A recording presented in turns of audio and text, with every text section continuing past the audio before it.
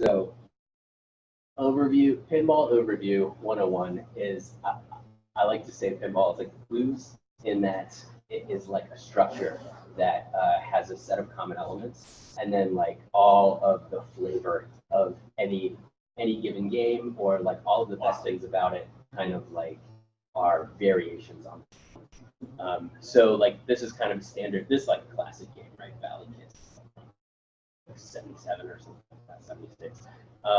But it has all of the main features, right? Like here's your like pop bumpers, right? Like these are familiar where the ball like flies into those things and they pop around everywhere. You got pop bumpers, you got flippers. Down here you have your slingshots, which are like when the ball gets close to them, it slings the ball across the field. Got your drop targets right here. When the ball hits those, they go down. Rollover lanes. So these are just all like really common elements that you would see on any. But the way that game designers kind of like take those and turn them, or like take those and build rules around them, is what makes it really awesome and what makes each thing. So to kind of give you an example of like where it started and then like where it's at right now. So like this is a good example of like sort of an early game from the 70s. And this is like what is known as an electromechanical game. And the reason it is described that way is because it has no like computer in it. The computer is like all circuitry. So like everything is gears and wires. And the way that it keeps score is by like this intense kind of configuration of gears and all of these switches that are like sending different signals to be able to say like this rollover was hit here and that's worth 10 points. So like move the 10-point score reel 3 clicks or something. So these are like really clattery. They make a lot of noise. All of the sounds are chimes that are like in a chime box where like as you hit something, a little actuator comes up and like hits the chime. So it's all very like, it's like very like steampunk in the way that it works. It's super, super cool when it is like actually all going and working really flawlessly.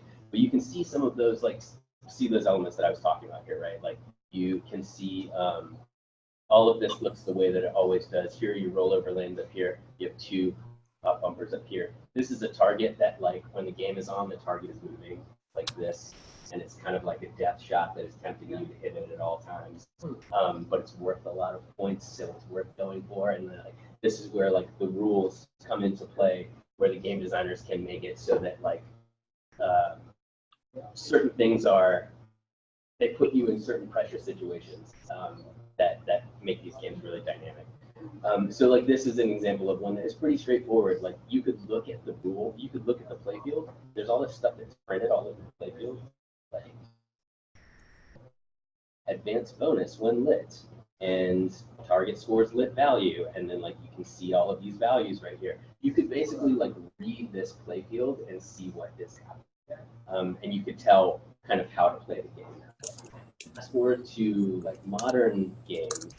This is Star Trek, which came out like 3 or 4 years ago to coincide with the Star Trek movies. And this is Metallica. And like, so these games are like a couple years old. It looks like a Metallica song. Yeah, yeah, totally. So you can see like how much more complex all of this has gotten, right? But all the same elements are still there. You still have your slingshots and your flippers here. You still have your, let's see, there are drop targets over here. There are like, now all these new games have ramps now, so you can like hit ramps and go up to bigger parts of the playfield and stuff. These have just turned into these like gigantic weird Rube Goldberg machines that like, it's so weird that any of this exists at all, and that it is like actually a thing that is continued to be manufactured, because by all accounts it's really not it's like really not super profitable. It's like really like difficult to do it. There's only there's like of the people who could like design pinball machines in the world, there's like, you could probably count them on both hands, you know. So it's really still this thing that is like very insular and kind of fragile based on like where the economy is swinging. And that's why so for a long time, like in the 80s, like when there was like the arcade boom, you saw them everywhere. And like they got super weird because they didn't need to have like a theme, like they didn't need to be like tied into a movie franchise to be able to do something. it was literally just guys just sit in a room and be like, what if there was like a band of singing vegetables and like we shot these, and it just like got so weird. And then you see it get into like sort of in the like mid to late 90s is when it starts to fall off because arcades are falling off, home video game consoles are like becoming the thing, and they just don't make any money anymore. And plus they break all. So like they need constant maintenance. And they're pretty user friendly, but you still need somebody to be servicing. When you say they don't make any money, they don't make any money for the manufacturer, for the arcade, for who? Yeah, for everybody. Like, so my understanding for the manufacturer is that the margins are like pretty slim, and that like as a result, the prices have gotten really jacked up. So that like now, if you want to buy this game, this version of this game costs like almost $10,000. So who's buying this? Except for like like or like rich old dudes with like huge basements that can like store and like lots of toys or something like that. So it's not really worth it for arcades to be buying because they don't really make that much money.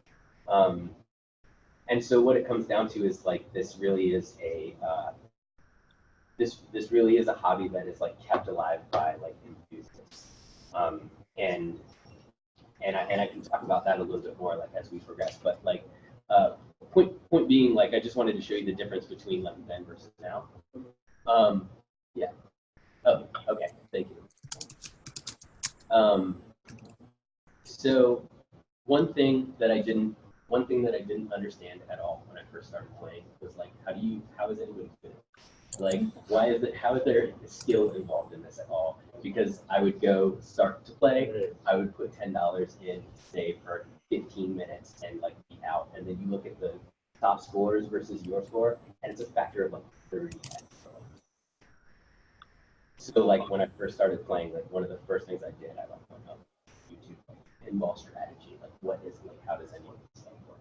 So there are a handful of like core skills. And I'll play this video as I kind of talk through them, but the game is all about keeping the ball under control.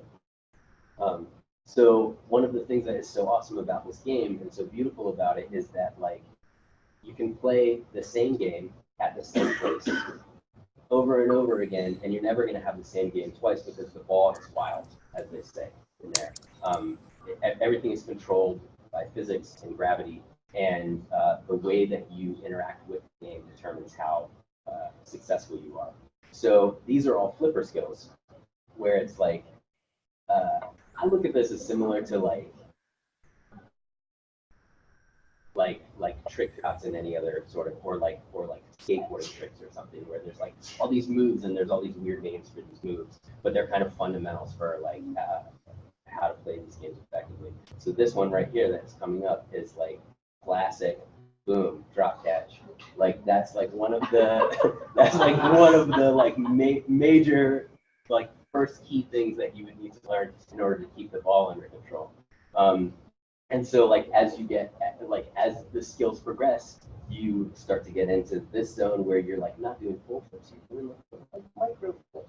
Look at that, like right off of the edge, boom. Like that kind of stuff it's so subtle and requires like so much intense practice. And you can see that like as that was happening, like the game is getting pushed a little bit. So the person who's playing this game is actively like moving the game around in order to bang the ball off of certain things to like get it into a better position. You can. So to discourage my issue is finding that it's not easy. Yeah. Just to write it down, right? Totally. So like what you're referencing is like this idea that you can push the game around, but you can't push it around too much because the game is smart enough to know when it's getting pushed around too much. And the way that happens is that there is like sort of like operation in the game. The way that happens is there's a little tilt bob that sits at like a little pendulum that sits like this in the game. And if it touches the sides of this ring, then it'll issue you a warning. If you get 2 warnings, tilt, ball over, flippers go dead, everything. So that is to like it's to discourage you from pushing the game around too much, but also to kind of like give you a little bit of leeway. So in talking, there's a lot more that I want to show and that I can show for anybody who's interested. I made a couple of these like supercuts of professional players who are just doing things that I find completely mind-boggling. So this one requires a little bit of explanation. Like this guy has 2 balls going. Oh. You can see one here and one here. And watch as this one comes down. He needs to get both of them under control. So watch, boom, just like that. Did you see that? How he just like a little miniature flip, catch it at the top and move it over to the side. Here's another one. This is a save that is like, this ball is dead. Watch this. It's absolutely dead. And that dude just brings it right back from the dead. If you look inside outline right there. He just vibrated the whole game. He just shakes the game. Yeah. And this is at like the like World Pinball Federation or whatever it's called, Papa, like the Papa World Championship or the Papa Championships. So the tilts on these games are super tight. Like you can't shake them that much. So this is a dude who is just like completely dialed into like the most minute detail. And then here's one last one, which this is a move that is illegal in tournament play, but is so awesome, called the death save. So watch this ball as it goes down the outlane. Boom. What? Wait, again? Who's he even? So he's moving the machine this way. There's a wow. plate underneath here where the ball hits and then drains into the ball drop. He's moving the machine to hit the ball back up off of that plate, putting one of the flippers up to make a path for it to come back into the playfield. That's nuts. That's Absolutely nuts. And like this is a skill where if you know how to do this, you could do it 9 times out of 10. Not all games. Wow. All like most modern games that are like this, because of the way that the ball drop works, have that like plate on this side right here. So if the tilt is forgiving, you know, you got it. You can make it happen. How likely is it that the tilt will let you get away with it though? Because it seems Depends. like why you want to tilt. It's always set differently. It depends on who the operator is and how it's set. Sometimes if you go to L bar and play Kiss, there's no tilt. You can just throw that game, which is awesome. So yeah, it always depends, and part of the fun of the game is like figuring out where those limits are. I also want to show, I want to show one more thing, and then I Are you out of time? There are other people talking. Okay, no problem. Then the last thing that I will say is Philly Pinball Club is something that happens every 2 weeks. It's happening tonight at North Pole. If you are any of this is interesting, if you want to come play with some folks, it's a really great atmosphere, really good people, really a lot of fun. Going down to Will you just like play pinball together? yeah, so we have a it's kind of like a miniature tournament. So people get sectioned off into groups of 4, and it's all random. So you meet new people, play in a group of 4, and you all play against. Load up my pants with longest amount of quarters. That's right. Yeah. How much the games cost? Depends. It's different all over the city. At North Pole, they're $1 a game, which is not great. But one of the great things about pinball is that the better you are, the less you pay for it, because you can. There are replay values. So if you score, then you get a free game. You can also match a number at the end of the game for a free game that way. Yeah, one of the things that so I'm for the discovery you mentioned that there's professionals apparently from that, but cool. And way back when I was playing more often, I mean there is definitely who are Philly consumed. And I remember meeting I think a friend that he was actually working on building building design. That's what he wanted to do. So I mean, it's definitely a passion. Yeah, yeah, for sure. And I would say the people who are professional aren't like professional in the sense that it's the only thing that they do. But there is a tournament in Pittsburgh every year where the top 5 is like, and there's like 700 players that play, and it just lasts for 3 days. It's just, it's going to be something. Cool. I'm curious how you surmounted frustration to actually Playing with other people who are really good, and then them being like, oh no, we should have just, and then you kind of like start to try and practice those things, and like once you learn how to like pass it from one side to the other, it kind of opens up a little bit. And the first time you get a replay, you're like, oh, I can't do that again, and then it just kind of like is a thing. Yeah. So at this pinball club, and you're just a novice, I guess because the novice group, or Everybody gets mixed up with everything, and I would say it's probably 75% novice. It's particularly if we have a commission state. It's specifically we're interested in people right now. So if you think this sounds interesting, well, that's so cool. Yeah. Thanks so much. Thank you. And will you post that link on their its own group as post, or the show and tell group as yeah? I'm sure I want to look at it. Yeah. You have anything else? So cool. Yeah, sure. Do you have any visuals or? I don't. I'm just gonna talk. Cool. So hi everyone. Thanks for letting me join. I'm from an organization called the Common Market. We are a nonprofit located in Juniata Park area, and Erie. Those of you that are familiar with the area. So my job there is I'm the farm share program manager. So I'm sure you guys have probably heard about CSAs. You may have participated in a CSA or a farm share. So I'm here to talk to you. What I think is most interesting about our organization is kind of our mission and how our farm share is a piece of it, definitely, but how it really relates to actually supporting local agriculture. I feel like those are all really popular buzzwords, and like, what does that actually look like from someone that works there, and obviously interacts with this every day. But I also see how it relates to like just a statement that says supporting local agriculture. So to talk to you guys a little bit more about that. And how our organization got started. So back in 2012, the two co-founders, they are married. Their names are Kylie and Tatiana. They moved to Strawberry Mansion, and they had just graduated from Penn and are new to the area.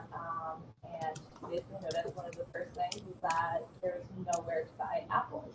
There's like they go to the corner stores, bodegas, and finding fresh fruits and vegetables is impossible. It's literally impossible. So they were about to have children, and this was obviously a huge concern for them. So what they did was they drove out to Lancaster, and they would auction. They would go to the auctions and bring back like truckloads of apples to the community. And they would resell it at kind of like a little farm stand, but it really only just had apples. So they're like, at least you can do something in apples. Most people like apples. It's easy. But they were also seeing like the discrepancy in price. So if they would travel to try to find in like fruits or vegetables, obviously, you're paying the cost of transportation, and then you're also paying a markup from a retailer compared to what they were able to buy it for price out in Lancaster. So we kind of saw opportunity here, and they felt like I'm telling right now. Vanessa, we can hear you giggling. It's weird because no one can see your face. Sorry. Nice accent. So they saw the need, obviously, and they were doing this every weekend. They were going out, bidding on tons of produce at this point, and operating this farm stand, but they also had jobs, so it was kind of a lot of work. And Tatiana, the wife, I think Kylie actually kind of founded it, and then she took it over more so. So the farm stand still exists today in Strawberry Mansion. Strawberry Mansion is called EPRA, East Park Revitalization Alliance is what the organization is called that coordinates it right now. And they started transitioning into being a wholesale distributor because they were also realizing, besides this neighborhood, there's a ton of institutions that are supporting these neighborhoods that can reach these types of communities, underserved communities, and just communities at large, have better access to local food. So they started and sharing a space with Share. I don't know if anyone's familiar with that nonprofit. So they were working out of that warehouse, And they had like not a lot of space, but they were starting to do trucking. This is probably 2013, beginning of 2014 at this point, and doing trucking out of there to connect to institutions. So hospitals, public schools, private schools, and then starting to expand to restaurants and retailers as well. But the core focus was on institutions because again, the whole mission of it was delivering local food for the common good. And institutions serve so many more people than a farm stand in one single community ever could. Not that it's not important, but just with the ripple effect, that was where we started and where we're still at today. So the core of our business is really institutions, and I would say it's about 75% of our business. We outgrew the space at Share, and now we are in our own warehouse. That's what I mentioned on being here in Juniata Park, and we do our own trucking out of there as well.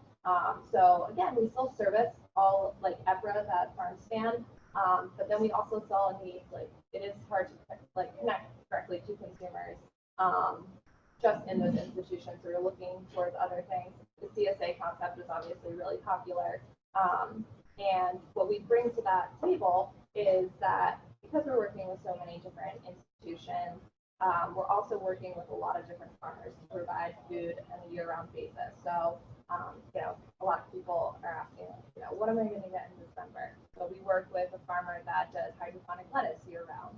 So there are different solutions and tactics that the farms that we're working with are implementing that supply us with food so that, we can stay in business, but we're also keeping true to our mission as well. So what it looks like from a farm perspective is that all of the farms are within a 250-mile radius of our warehouse in Philadelphia. 250 miles is a lot. So most of the farms are actually from Lancaster area, South Jersey, a few in Delaware, and like one or two in Maryland. The 250 miles really gives us the distance to go as far south as Northern Virginia, although we haven't reached that far yet in terms of the farms, but yes, in terms of the people that we're connecting the food to. And we say all of the produce is sustainably grown. So what does that mean? It's a confusing landscape. So for a lot of our farms, especially starting out, for them to be certified certified organic rather, it really costs.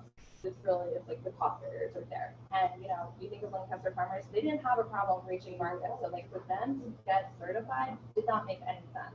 That didn't make sense, even though they were already putting into practice some of those things. So we came in with grants and just in our general business to help support them. So for instance, one of our egg producers, actually the only egg producer that we work with, we pushed him to get the certified humane stamp because he was doing all the practices. We were able to give some money to help fund that certification. So then we were able to open that up, and we've increased his business. I can't even tell you what the fold is at this point, but he's our only egg producer and certified humane. It goes into the farm shares, and it also goes to all the wholesale distribution as well. So that's really awesome. And then similarly, other types of certifications like good agricultural practices is a really common one that just ensures food safety in the farms. Again, something that we're working with the farmers to get. So the farm share program is what I'm in charge of, and pulls from all these different farmers and producers. So we have cheese, we have meat, we have eggs, we have standard fruits and vegetables, yogurt as well. So we have all of these offerings, but again, it's more direct to consumer than just the institutional space, which is really cool because I don't eat my lunch at a hospital, but I might want to have access to that. So where we found the most success is within workplaces, just because it is naturally convenient for you to pick up at your workplace. And also, just from my personal perspective, I appreciate the sense of community that food naturally brings to an organization. So it's really nice to talk to people about what did you do with your Romanesco, or trading items is something that we see a lot within workplaces. And I can't tell you how many times I've heard people say that have been doing the farm share for years, being it's really awesome. People still talk about these items, even if they've seen them before. It's just really cool. It's something that you don't you might be communicating with people that you don't normally talk to about things that you don't normally talk about. And I mean, that's I work in a more traditional space, but so it might be a little bit different, but I think that that's pretty cool. Yeah. Okay, so question. the original goal was to basically provide fresh organic food highway to food debtors, pretty much. Yeah. Is there, what does it do for the farmer? It seems like you created a direct farm, I would say farm to table set budget, but the direct supply chain from the farmers to the consumer. Is it exclusively, are you supplying exclusively from the farmers, or do you do anything with intermediates or? So our primary goal is to like cut out all of the other distribution systems and go directly to the customer, so that if the farm is harvesting it on Tuesday, it's going to be in the customer's hands by Thursday, and that is our goal. And then also to kind of speak a little bit more to that, part of our mission is also providing the farmers with a fair wage. So that's seen in like the markup that then we offer to the institution. Yeah, that's a huge issue. Right. I mean, they are so. When we pay $5 for I was going to say apples. The farmer lucky to get two. Right? Oh, yeah. Typically 1 and 2, very good. Yeah. So what you're doing is basically providing them higher revenue. Yes, with higher revenue. Also, all the farms that we source from are small family farms. So, well, small to medium, I should say, and that's determined by the acreage. But the farms that are supporting probably more so the things you're seeing in the supermarkets that are not in the local section are considered large farms. So, again, it's determined by the acreage. But yeah, so like all of our farmers, I don't know the percentage, but I'm just thinking off the top of my head, like we know the family that starts the farm, they're the ones, like it's usually their relatives that are working on the farm. Kind of exactly what you see. So direct to consumer for you, I mean, you said earlier most of your activity is to institution. Mm-hmm.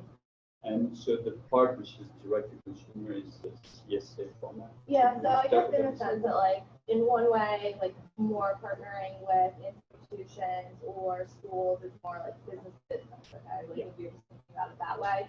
And then this is more like direct to consumer. It's not going through, you're not buying it at like the retailer's cost, you know, and it's not like it goes to retailer and you come to the store and you pick it up. It's coming from our warehouse and it's going to whatever workplace you're at. So you deliver. Yeah, but we deliver to work. Well, I shouldn't say workplaces because we deliver to apartment complexes as well. But kind of our theory and thinking about it is also bringing that sense of community because it is such a large part of how we were even initiated. So naturally, workplaces are a sense of community, and so we would deliver here and then we pick it up here as opposed to like on your doorstep. So what you deliver is a vehicle CSA box. So yeah, we Or actually can just you moved to a box program that used to be set up kind of like a farm stand, but having it in boxes actually allows for better quality control because then the warehouse team is looking at each item. So I'll give you like kind of an anecdote that I use around the office. So if we were to deliver a box of cucumbers to a hospital, so a case of cucumbers, say there's like 50 cucumbers in that box.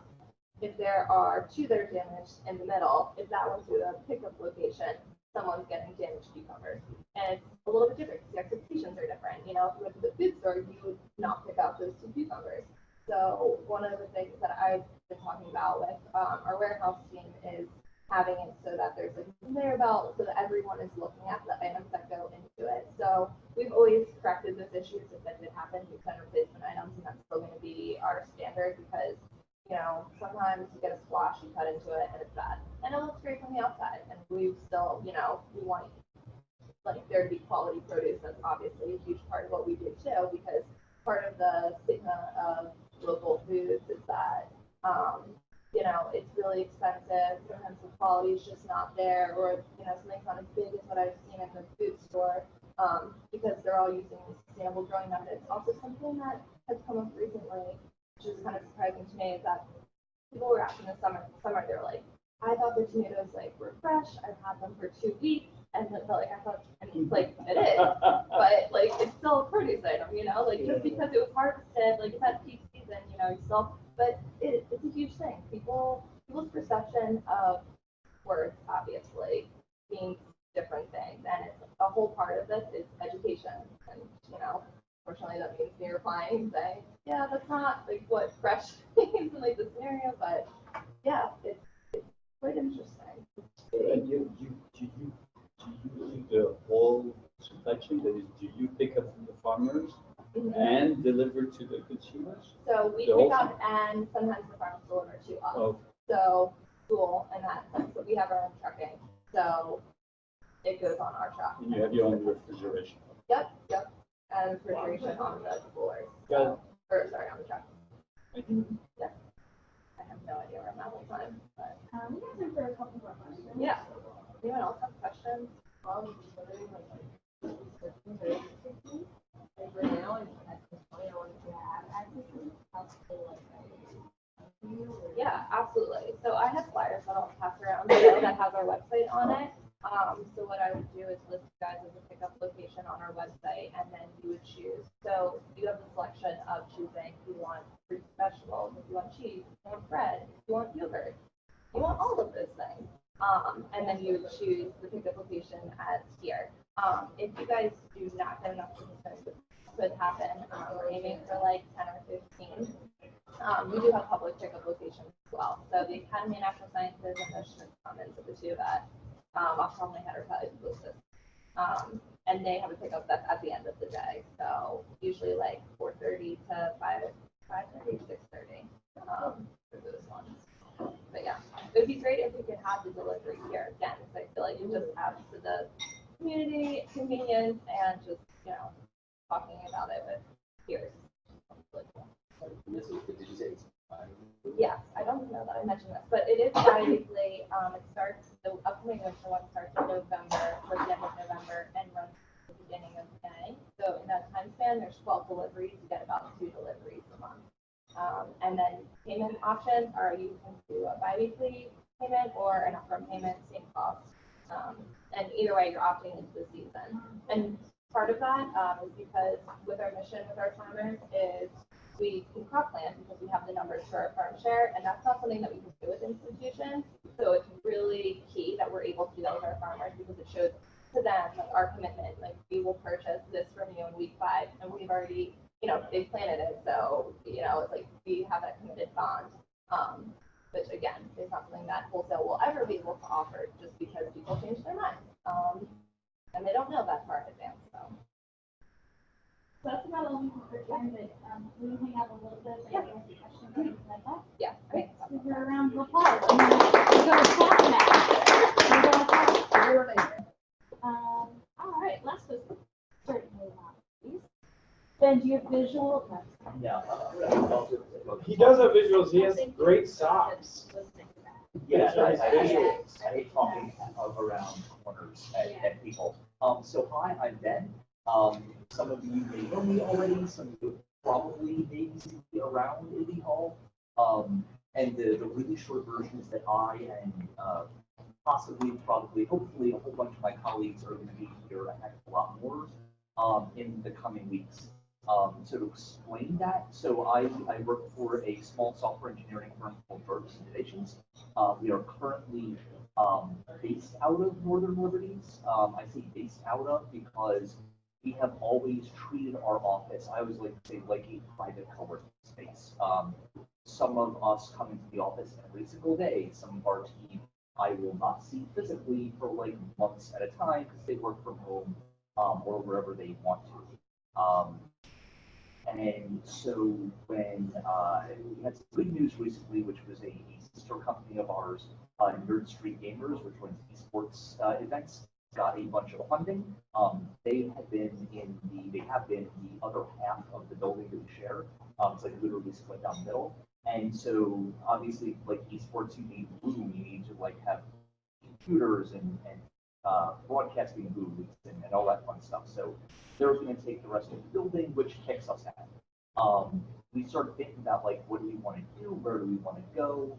I had never particularly liked our office. I'm not gonna, make bones about it. I didn't think it was a great office. It was fine. It was okay. But I didn't love it, and so I wasn't personally enthusiastic about the idea of finding a different small office. It was clear that like our core competency is building and designing software, not running like a super awesome office. So we were looking at a lot of options that sort of like thinking maybe we'll just go distribute, right? Like a whole bunch of us will end up at like the WeWork in No Libs, and I'll be in Indy Hall. And one of our, if anyone knows Jim Smiley, been a member here in the past. He's currently like renting a one-person office at the yard, and we were pretty okay with that as an idea. Like we'll fan out, everybody will work where they want to work. And basically in talking to Alex Hillman about, I was basically saying like, I know that teams in the past at Indy Hall have not worked out. When they get too big, where do they go? I was sort of hoping that you would say like, oh yeah, a bunch of people have moved to X and they've been super happy. And he didn't have that answer. But what he did say is, okay, you guys are not a normal team. You're not all talking at each other all day. Nobody is forced to be in your office. Get that. Maybe this can work.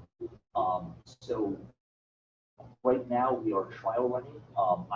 I'm here. My colleague Mike Gunn is here. Some of my other coworkers were here yesterday, today. Some of them are somewhere else. I do not know or particularly care where they are because we're all getting work done. So the plan is we're all going to be trying this out. Those who have not spent time here before over the next couple of weeks, and then hopefully, probably, optimistically, come November, the individuals will be members of Indy Hall, all working for Jarvus. We want to be really clear on both sides that like this is not like as a company we're coming to like take over. It's our members are invited to join Indy Hall, and we are thrilled to like cover the costs of that. And if they don't want to be here, we have no expectation that they have to be here. I'm sort of hoping that they all will. That's convenient, and it means that there's less chance that I'll have to like call myself up to the WeWork in No Libs to meet with somebody. But so far, so good. I feel very optimistic, and we certainly want to make it work. But we also know that not everybody really has to love it. And one of the things that we will make this work is that nobody will be forced to pretend that they like something that they don't on either side. So firstly, if we are like jerks about it, I know this community will not hesitate to speak politely and make that known. We can work that out and keep it citizens rather than a bunch of jerks stopping it. Yeah. No question. What the hell does Jarvus do? We build software.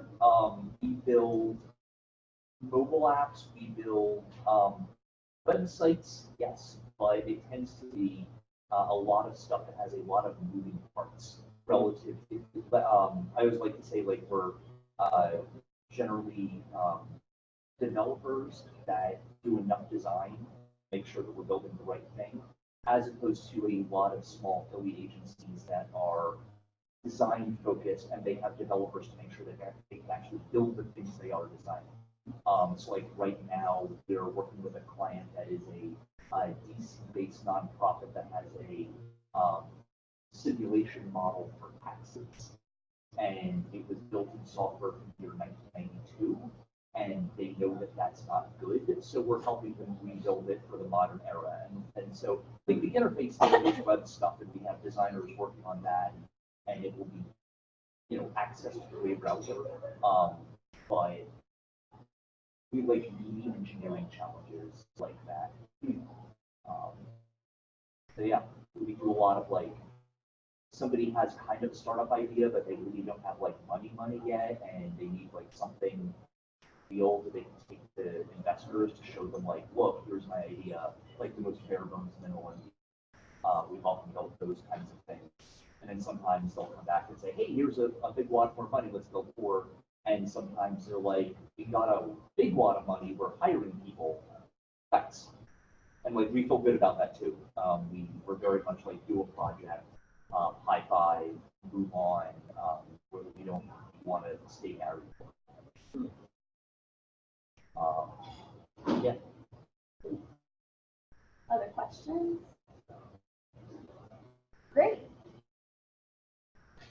I have another question. Ben, you've been a sort of part of Indy Hall for a while. Yeah. So, what's your story? My story? Yeah, you, Ben Novack. Once upon a How do time, you find Indy Hall in the first? knowing people in some way, I don't know, like general Philly tech cool people, I was vaguely aware it existed.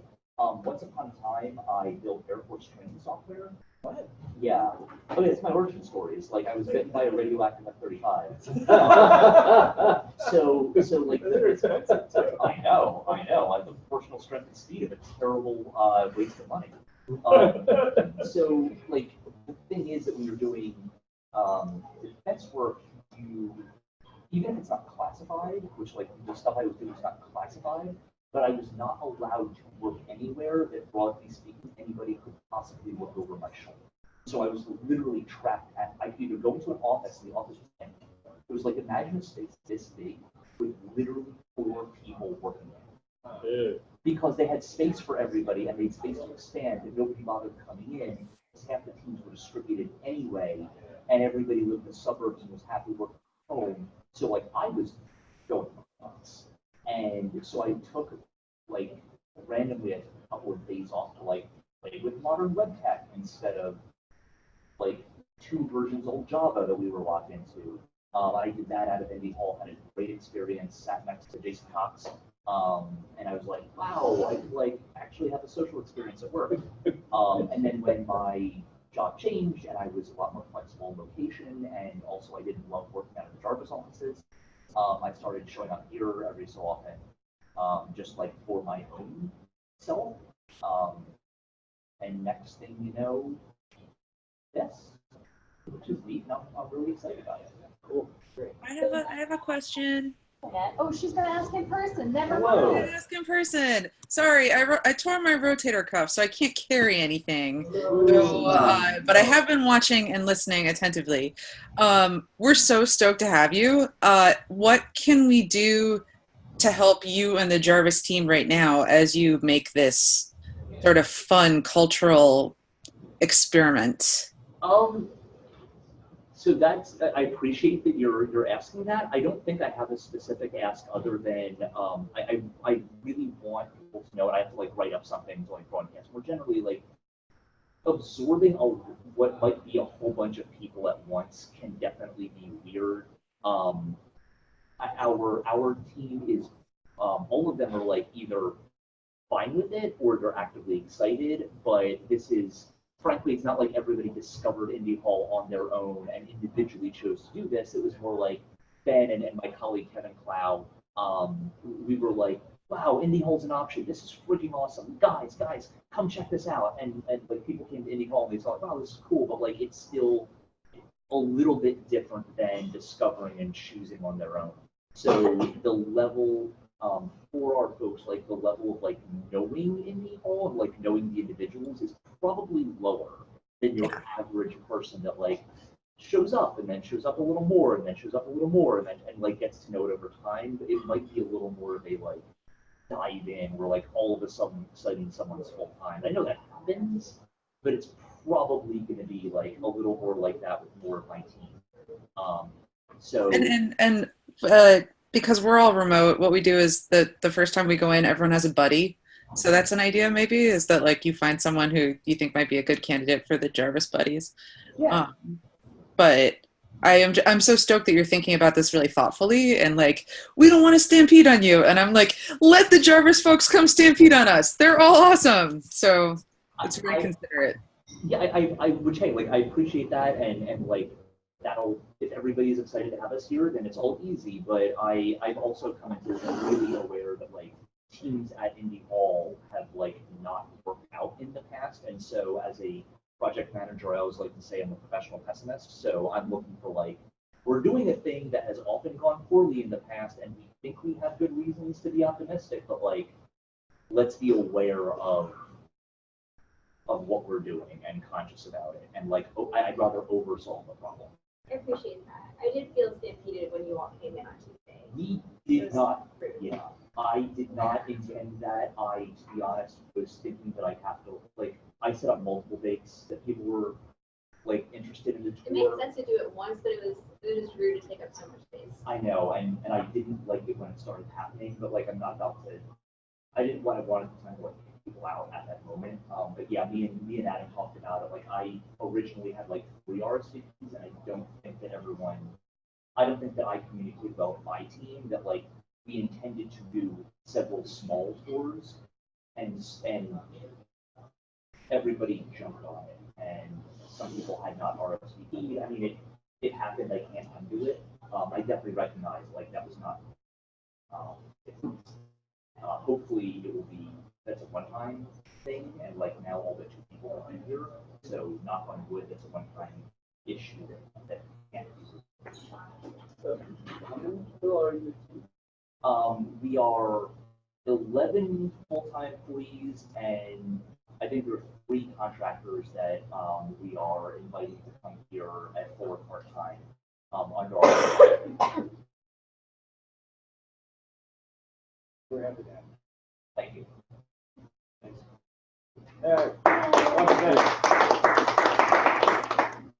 So show and tell is every third Thursday of the month. If you are inspired and you think like, oh shoot, I want to talk about this thing that I do or this thing I'm working on or this hobby that I love, come talk to Adam and I because I think November is wide open. Yeah. Is third Thursday November Thanksgiving? Thanksgiving. Then we'll move it. It'll probably be the second Thursday because I feel like after Thanksgiving is harder than. Or no. There's the last one. Thanksgiving is. I have a the thing that can 23rd. tell me the answer. Because there are 5 Thursdays. Oh. So the 3rd Thursday in November is the 16th. So it'll be the third Thursday. Just as regular. And if you know someone who, in the case of Sarah being here, was introduced by Jason Cox. So if you know someone who would like to know more about Indy Hall, or would like to be introduced to Indy Hall, something to share with us, please do not hesitate to let Sam know those connections. Introduce us.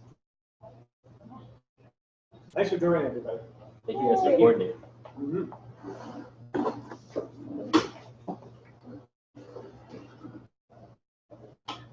So what's next for us? What do you think is helpful to you? If there's kind of like a general invitation.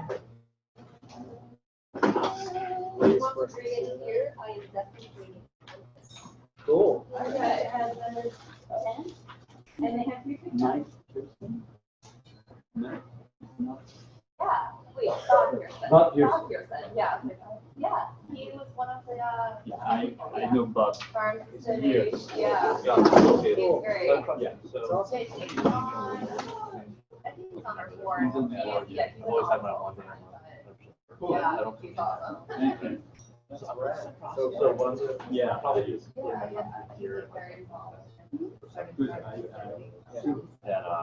Like, All of them come in more with me. Like I remember looking for it like a year and a half ago. I'm like, is there like a button I hit? No. Like charge me. Yeah. I know. So I know the I'm type. going to kind of So it looked like you had a sign-up sheet. There was a Okay. yeah, I just like put this one down for like people that are Okay. interested. I don't know if this is really helpful. I mean, Yeah.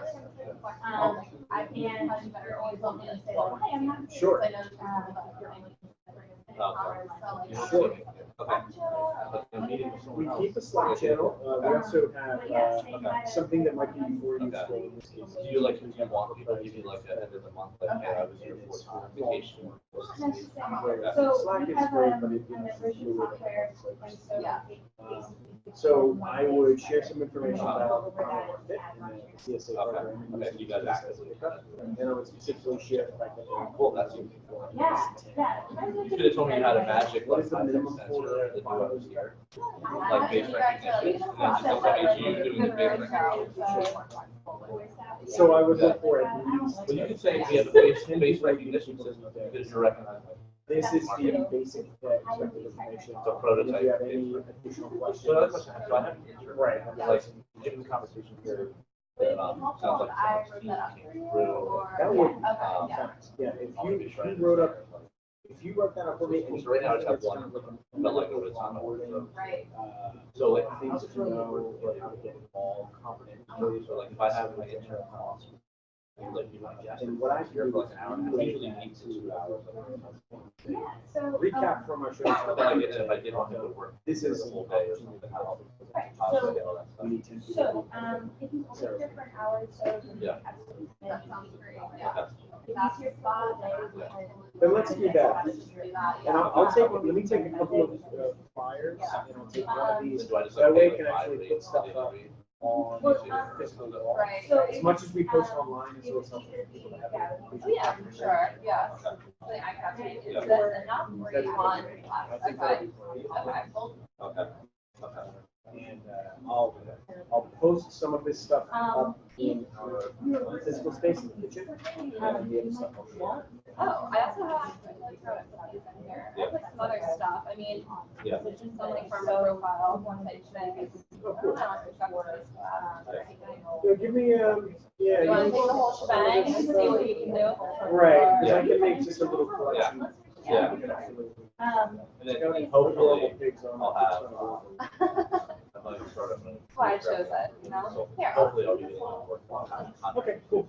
and you can pick and choose what you think. And then you, at your leisure, Uh, share some information with me. Of course, yeah, and, I'll ask you guys for website and so that if anyone wants to go on to that, otherwise they can see it already, so. Great. Let me do that first, and then I'll send you the blurb. Okay. And, yeah, we'll be in touch, I guess I'll just keep an eye So on not the just don't board be loud, members if looking I at, could like and then be at an let you action know, or get Teddy. show up, be like, I'll I'm send here you, for the yeah, guys. and that, like, you know, time and things like that I would just get a Yeah. plan, but, of course, I'll stay back on, like, how many you get, Okay. depending on what. Cool.